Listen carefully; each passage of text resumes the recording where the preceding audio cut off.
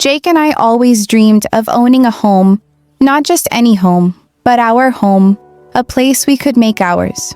We're both decent earners. I'm a project manager, he's in sales. But we live in a pricey area, so saving for a down payment took years. We pinched pennies, skipped vacations, and I even took on side gigs designing websites. By last year, we finally had enough to start house hunting. The market was brutal. We lost bids on 5 houses, got outbid by cash buyers, and one place had a literal hole in the roof we couldn't afford to fix. Jake was getting discouraged, but I kept us focused. I'm the planner in our relationship spreadsheets, budgets, you name it. Jake's more impulsive. He's charming and fun, but sometimes he gets these big ideas without thinking them through. It's usually fine, but it's relevant later. After months of searching, we found the house. It was a charming 1920s craftsman, 3 bedrooms, 2 baths, with a wraparound porch and a big backyard. It needed some TLC, think peeling paint and creaky floors, but it had good bones and was in our budget. The seller liked us, and after a nail-biting bidding war, our offer was accepted. I cried when we got the keys. Jake twirled me around in the empty living room, promising we'd make it our forever home. It was perfect. Or so I thought. Fast forward a month. We're settling in, painting walls, arguing over where to put the couch. I'm in my element, planning renovations, new kitchen cabinets were my dream. Jake's been weirdly quiet though. He's usually full of opinions, but he's just nodding along. I figured he was stressed from work, his sales numbers were down, and he'd been moody. One night, we're eating takeout on the floor. Furniture was still trickling in, and Jake clears his throat like he's about to give a speech. "Babe," he says, "I've been thinking. We should turn the house into an Airbnb." I laugh, thinking he's joking. We just bought our home. Why would we rent it out? But he's serious. Dead serious. He launches into this pitch about how we could make a bank renting it to tourists. He's got it all planned. We'd move into the basement, a damp, unfinished space with one tiny window, fix it up cheap, and rent the main house for $300 a night. He's pulling numbers out of nowhere, talking about passive income and how we'd be set for life. I'm stunned. I remind him we bought this house to live in, not to run a hotel. I ask where we'd even stay when it's booked. He shrugs and says, "We'll figure it out. Maybe I will crash with my brother." His brother lives an hour away in a 1-bedroom apartment with 2 cats. I'm allergic to. I'm starting to get mad. Then he drops the bombshell. I already talked to a contractor about the basement, and I listed the house on Airbnb to see what kind of interest we'd get. My jaw hits the floor. He listed our house without telling me? I grab his phone and, sure enough, there's a draft listing with photos he took when I was at work. The description calls it a cozy historic gem and promises local charm. It's got 20 inquiries already. I'm livid. I tell him this is our home, not a side hustle. I worked my butt off for this place, and I'm not living in a basement, so strangers can sleep in my bed. He gets defensive, saying I'm not seeing the big picture and that I'm too controlling. He accuses me of shutting down his ideas and says we could retire early if I just trust him. The fight lasts hours. I go to bed fuming, wondering if I married an idiot. Jake doesn't let it go. He's obsessed. He's watching Airbnb host tutorials on YouTube, leaving post-its with renovation ideas, read, "Cheap fixes to make the basement livable." He even starts talking to guests who message the listing, promising dates we haven't agreed to. I'm putting out fires left and right, apologizing to people and explaining it was a mistake. I try reasoning with him. I showed him spreadsheets.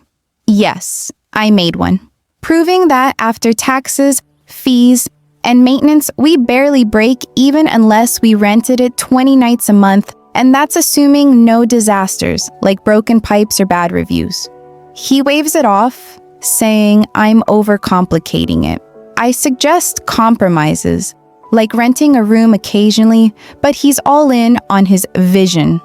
It's like he's been possessed by a get-rich-quick demon. The worst part? He starts acting like I'm the unreasonable one. He tells his family I'm crushing his dreams. His mom calls me, saying I should support his entrepreneurial spirit. I'm starting to feel like I'm in the twilight zone. This isn't the Jake I married. The Jake I married wanted a home, a dog, maybe kids someday. Now he's measuring the basement for bunk beds. I'm at my wit's end. I love Jake, but this is a deal breaker. I'm not giving up my home. So I decide it's time to fight fire with fire. If Jake wants to play Airbnb tycoon, I'll show him what that really means. I'm not proud of how sneaky I got, but desperate times call for desperate measures. I decided to give Jake a taste of his own medicine. If he thinks running an Airbnb is so easy, I'll let him experience it without risking our actual house. My goal? Make him see how impractical and stressful his plan is, so he'll drop it for good. Step 1. I create a fake Airbnb listing. I use photos of a similar craftsman house from a real estate site, with permission from a friend who's a realtor. I tweak the details to match our house, same layout, same vibe, but it's not our address. I list it under a burner email, call it the Maple Retreat, and set a price slightly below Jake's fantasy rate to make it irresistible. I add a catchy description about historic charm and cozy vibes, mimicking his style. Step 2. I recruited my best friend, Sarah, who's a theater nerd with a knack for improvisation. Sarah agrees to pose as a guest named Lindsay, a demanding but believable tourist. I also rope in my brother, Matt, 30 million, to play Mike, Lindsay's equally annoying husband. They're thrilled to help Jake's been getting on their nerves with his Airbnb rants too. Step 3. I accidentally leave my laptop open with the fake listing pulled up. Jake finds it and thinks it's real. He's ecstatic, assuming I've come around. I play coy, saying I'm considering it but want to test the waters. He's practically bouncing, promising to handle everything. I tell him we'll do a trial run with one guest to see how it goes. He agrees, no questions asked. I set the stage. Sarah and Matt show up as Lindsay and Mike, rolling in with suitcases and then a list of outrageous requests. Sarah's in character as a high-maintenance influencer, complete with a fake Instagram account she whipped up. 10 out of 10 commitment. Matt's playing a loud, clueless dude bro who loves historic houses. They're perfect. From the moment they arrive, it's a circus. Sarah demands a tour, complaining the porch looks dusty and asking if the floors are authentic hardwood or cheap laminate. Matt keeps accidentally bumping into walls, leaving smudges. Jake's trying to be a gracious host, but I can see him sweating. Things escalate. Sarah insists on a vegan, gluten-free breakfast we didn't agree to provide. She pouts when Jake offers toast, saying she'll have to post about this. Matt clogs the guest bathroom sink with shaving cream, don't ask, and asks Jake to fix it because he's not handy. They rearrange furniture for better energy, leaving the living room a mess. Jake's running around like a headless chicken, apologizing and promising to make it right. I'm watching this unfold, biting my lip to keep from laughing.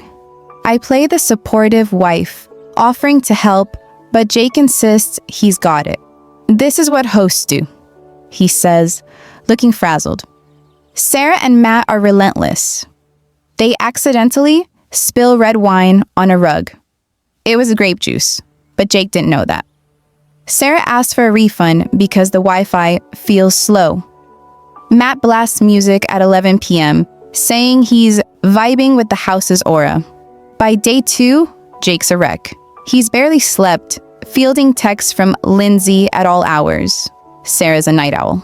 He spent $50 on random stuff. Air fresheners, vegan snacks, a plunger. The house is chaotic, and he's muttering about bad reviews.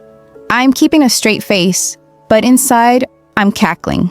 On day 3, I up the ante. I tell Jake I got a call from the city, aka my cousin doing a favor, saying we need a permit to run an Airbnb, and we could face fines for operating without one. Sarah and Matt overheat and start freaking out, saying they don't feel safe staying in an illegal rental. Sarah threatens to report us unless we comp their stay. Jake's panicking, begging them to calm down. That night, I sat him down. I ask, is this really what you want? Every weekend, dealing with people like this? Living in the basement so we can clean up after strangers? He looks defeated. He admits it's harder than he thought. He thought it'd be easy money, but now he sees it's a nightmare. He apologizes for pushing it and says he just wanted to contribute more since I handled most of the house buying process. My heart softens a bit. He's misguided, but he wasn't trying to ruin everything. I decided it's time to come clean. I call Sarah and Matt over, and we stage a goodbye where they check out. Then, in front of Jake, I thank them for helping with the experiment. Jake's confused. I explain everything. The fake listing, Sarah and Matt's roles, the grape juice, wine. His face goes from shock to embarrassment to laughter. He's mortified but impressed. You got me good, he says, shaking his head. We had a long talk. I told him I felt disrespected when he ignored my feelings about the house. He owns it, admitting he got carried away and didn't think it through. He promises to take the listing down and focus on making the house ours. I promise to listen to his ideas, but only if we discuss them as equals. It's not perfect, but it's progress. It's been a few months, and things are better. Jake's back to his old self, helping with renovations instead of plotting side hustles. We got a dog, a scruffy mutt named Biscuit, who loves the backyard. The house is coming together, and it finally feels like home. Sarah and Matt still joke about their Oscar-worthy performance, and Jake groans every time they bring it up. He's learned his lesson, and I've learned I'm capable of some next-level pettiness when pushed.